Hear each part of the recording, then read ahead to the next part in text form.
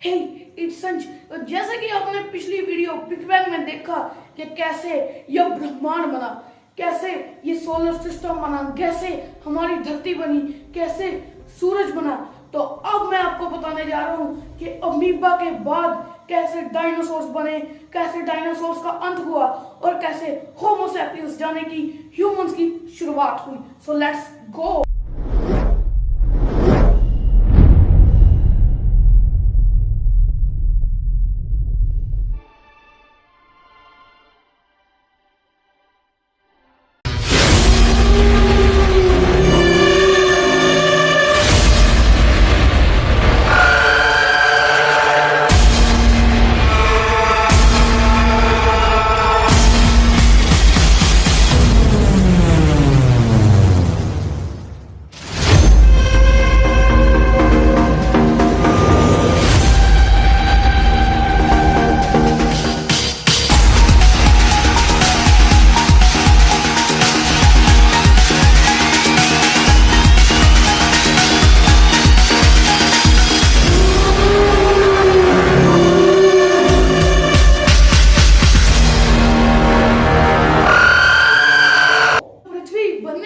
इस पर सबसे पहले एसिडिक रेन होना शुरू हो गई, जिससे हाइड्रोजन और नाइट्रोजन का फ्यूजन हुआ। इसके फ्यूजन से सबसे पहले अमीनो एसिड खोज में आए, जिससे जन्म हुआ BCAA का, यानी branch chain of amino acids, यानी प्रोटीन। के अंदर न्यूक्लियस आने से सबसे पहले जीव बना अमीबा।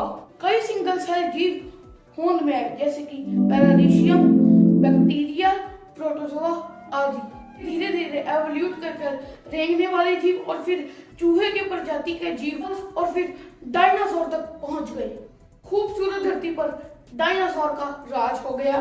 डायनासोर सबसे ज्यादा ताकतवर थे, तो वो हर तरह के जीव पर राज करने लगे। डायनासोर्स ने तकरीबन 14 करोड़ साल धरती पर राज किया। डायनासोर शाकाहारी और कुछ डायनासोर मांसाहारी और कुछ डायनासोर उड़ने वाले भी थे। डायनासोर की 13 प्रजातियों के नाम पता लगाए जा चुके हैं और इनके नाम इस प्रकार है। डायनासोर रेंगने वाले जीव और हरे भरे पौधे धरती पर लहरा रहे थे।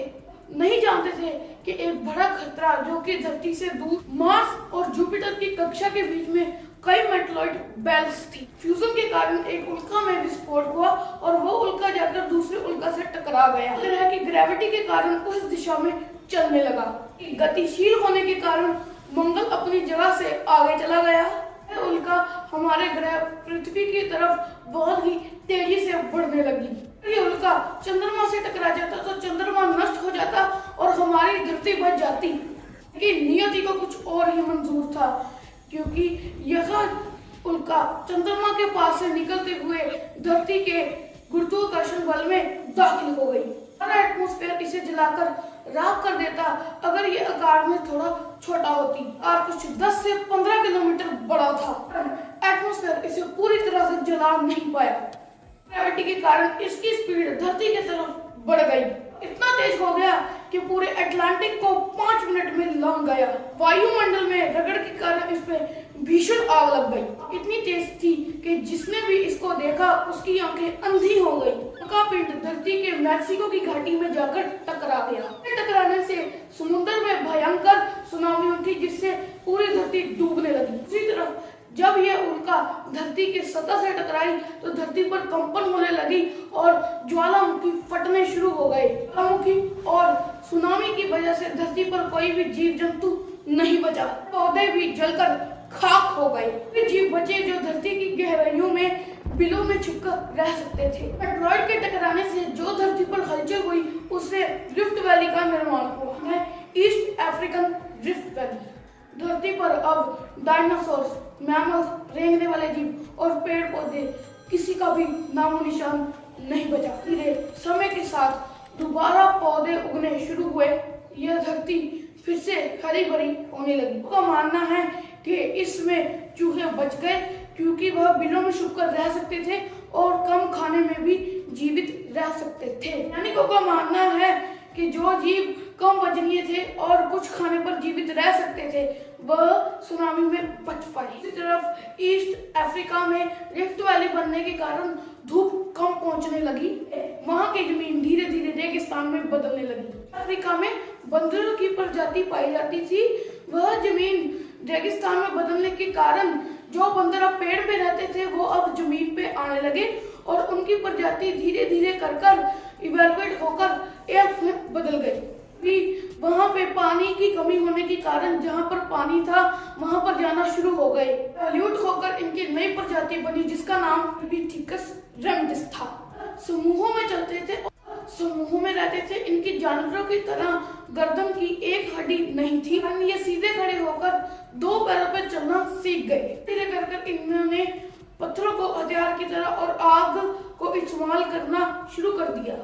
तो अब हम बात करते हैं कि आग खोज में कैसे आई, जिसने इंसानों की जिंदगी बदल के रख दी। जब एक बार बिजली पेड़ पर गिरी तो वहां पे आग लग गई।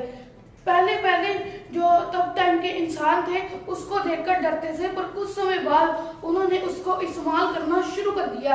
ऐसे आग होंद में आई। यह समूह में रहने लगे थे, शिकार करते थे और मांस को पकाकर खाने लगे थे। के बाद अगली जाति इवोल्यूट हुई जिसको हम होमो सेपियंस कहते हैं, जिसका मतलब है हम इंसान, हम ह्यूमन बीइंग्स। सेपियंस बहुत ही इंटेलिजेंट थे जिन्होंने धीरे धीरे कर गांव बसाना शुरू कर दिए, फिर कस्बे बसाना शुरू कर दिए, फिर उसके बाद शहर बसाना शुरू कर दिए, फिर धीरे धीरे ये बड़ी बड़ी बिल्डिंगें बनाना भी सीख गए। इसने इस धरती की शक्ल को बदल के रख दिया, जहाँ करके चांद और मंगल तक भी पहुंच गए। स्पेस कैंप और पानी के बीच में सबमरीन तक पहुंच गए।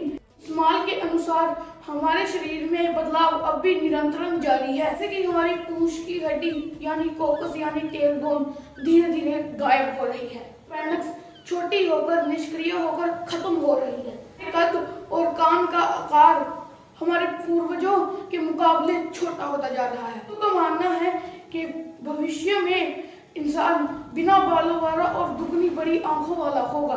उनका ज्यादा इस्तेमाल कर रहे हैं, इसलिए भविष्य में इंसान दुगने बड़े सिर वाला होगा।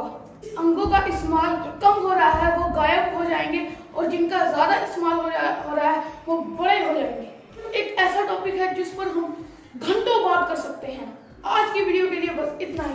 तो अगर आपको ये वीडियो पसंद आई तो लाइक करो, सब्सक्राइब करो मेरे चैनल और बेल आइकन दबाना मत भूलिएगा। अगर आपने मुझे इंस्टा और फेसबुक पे फॉलो नहीं किया जब करो यार, links in the box section. तो बाकी मैं तो अगली वीडियो में तब तक के लिए बाय बाय।